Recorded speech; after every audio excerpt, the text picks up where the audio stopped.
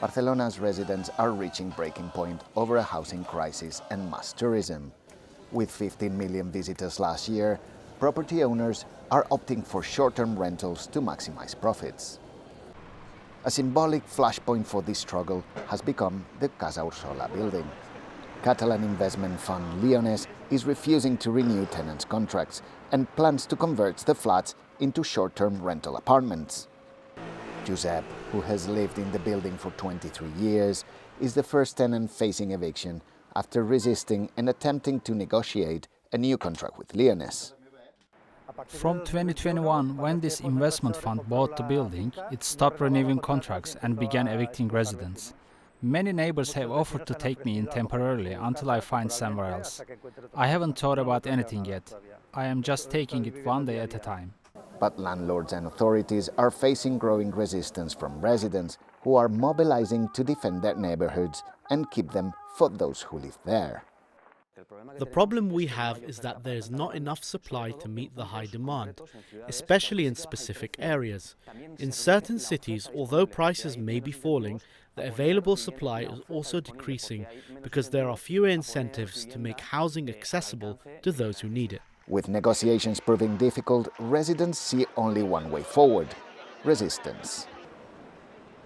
They could easily make the decisions to prevent this from happening, but we are going to wait for them.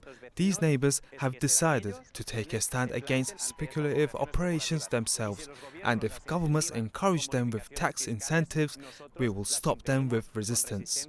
However, relief may come from another quarter.